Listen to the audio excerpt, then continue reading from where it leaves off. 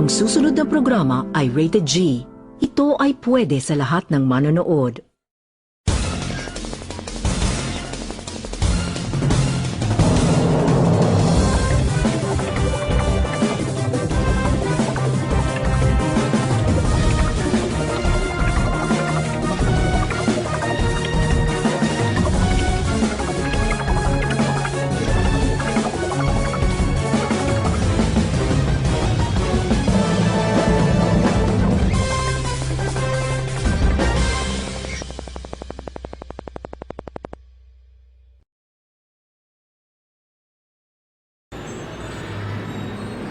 Sa ulo ng ating nagbabagong balita, may 7 kitang exception sa bonus, pirma na lang ni Pinoy ang kulang, pirma na lang ni Pangulong Benigno Aquino ang kailangan para isabatas ang panungkala nagtataas ng tax exception limit sa 13-month pay at iba pang bonus sa 82,000 pesos mula sa kasalukuyang 30,000 pesos.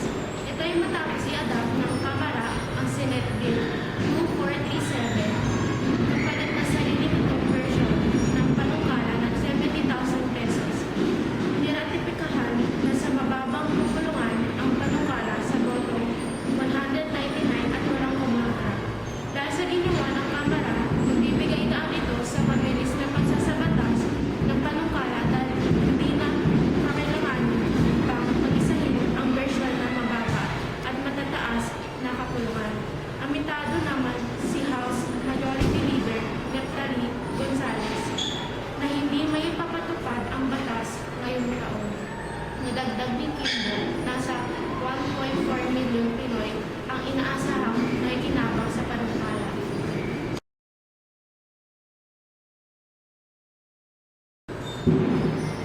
Para sa balitang pandemic, patay sa Ebola outbreak sa West Africa, halos 7,000 na ayon sa World Health Organization. Halos lumalo na 7,000 ang bilang ng mga nasawi dahil sa Ebola outbreak sa West Africa.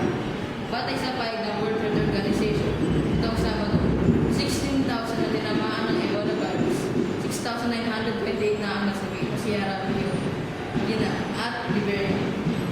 Ang kasalukayang death toll ay mas mataas na mahigit 1,200 kumpara sa 5,674 na naitala noon lang, Miyerkules.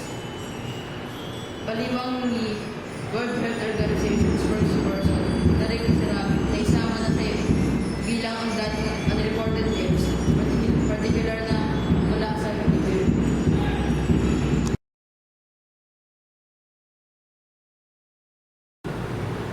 Para sa ating balitang pangkalusugan, paghinto sa paggamit ng experimental drug versus malaria at dengue, pinanindigan ng DOH.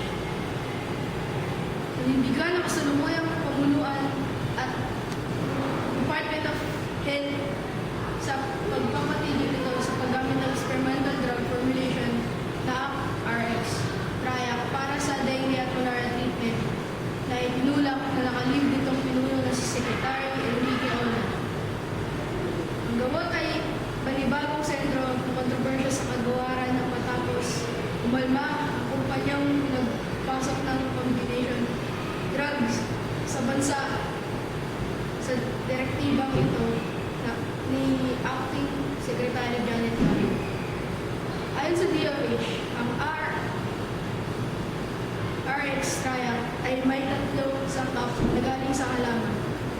Ang artemether, ang arsenate, at ang berberine. Wala man kahit anong pag-aaral na nagpapatunay sa berberine na nakakamot ng dengue virus.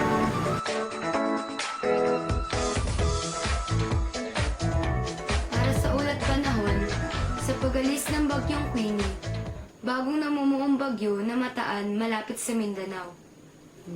Kalalabas lang ng bansa nitong si Bagyong Queenie sa boundary ng Philippine Area of Responsibility. May bagong low pressure area na naman na magdadala sa pag-ulan, lalo na po rito sa Mindanao. Lumakas bahagya si Tropical Depression Bagyong Queenie na isa ng tropical storm. Ito ay may maximum sustained winds na 65 km per hour at gustiness na pagbugso na 80 km per hour. Si Queenie ay kasalukuyang nasa 400 km west-northwest sa Puerto Princesa ng Philippine Area of Responsibility. Matulim pa rin ang takbo nitong 26 meters per hour kaninang alas 5 ng hapon. Ito po ay kalalabas lamang ng mga 30 minutes ago sa Philippine Area of Responsibility. Binaba na lahat ng storm signal sa lahat ng bansa, pero maulan pa rin sa Mindanao. Dahil sa bagong nabubuong low pressure area, ito po ay nasa 480 kilometers east of Jensan. Tulad ni Queenie, inaasahan tatawid na naman ito ng Visayas at lalabas sa Palawan sa weekend. At yan po ang ating ulat panahon. Ito po si Sean Akay na nagsasabing ang buhay ay weather lang.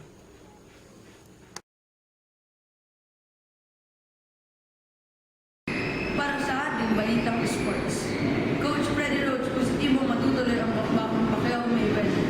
Kumpiyansa si Coach Freddy Roach na matutuloy ang bakbakang Manny Pacquiao Floyd Mayweather dahil sa nasaksihang very good meeting sa pagitan nila top rank Chief Executive Bob Arum and CBS Chief Executive Leslie Reese. Si Arum ang humahawak sa mga laban ni Pacquiao, habang nasa kumpanya naman ni Moves ang mga exclusive deal ng mga laban ni Mayweather. Muling umugong ang Pacquiao Mayweather noong nakaraang linggo kasunod ng tagumpay ni Pacquiao laban kay Chris Angiel. Ibinan niya din ng Hall of Fame boxing trainer na tiniyak ng Moves na kanilang iyakayatin si Mayweather na tanggapin ang mega fight.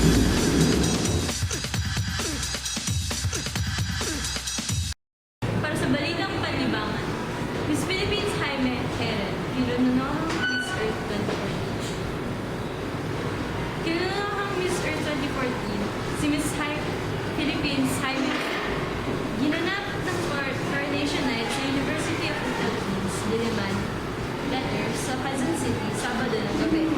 Sa question and answer portion, tinanong si Herel kaugnay ng global warming. If you win tonight's round, what will you do to reverse global warming? Sagot ng Pinay Beauty na tubong global warming has been known to be a long overdue issue. I will use my talent to inspire others, help our environment, and we start with the kids. The kids are the people of tomorrow. Mr. President naman, at halos mapaluhod si Hera nang siya ang tawagin nilalo sa budget.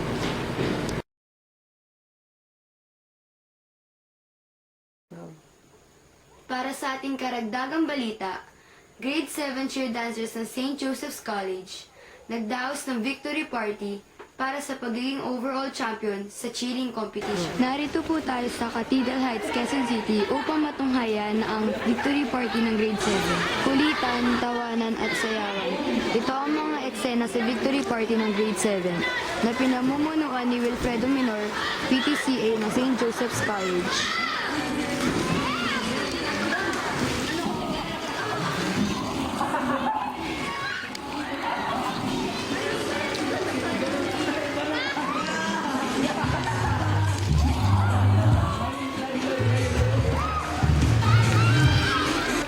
Anong feeling na overall champion kayo sa cheering? Masaya kasi alam niya yun, first in history, St. Joseph na ang freshman yung nanalo at kilala na batch natin yun. Dahil, alam mo yun eh. Sino gusto mong pasalamatan? Siyempre naman yung trainer, si Kuya Pads, kasi kung di dahil sa kanya, walang matatouch sa concept natin, hindi tayo mananalo. At saka yung mga every details talaga na sayo natin, siya may kasama, siya may ano talaga nun. So, thank you Kuya Pads. Nunod na ako po. Anong feeling na overall champion kayo? Nakaka-proud kasi freshman kami, freshman tayo, hindi natin makalain. Ganun yung maraming natin. Siyempre masaya, no? Nakakasaya sobra. Okay.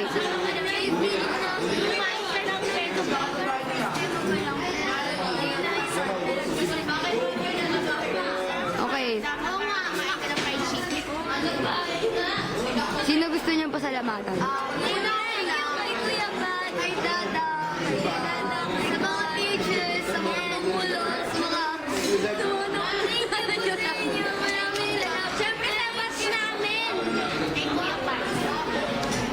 Okay. Tsaka sa mga parents. Thank you. Bye-bye. Thank you. Ang babait ninyo. Thank you.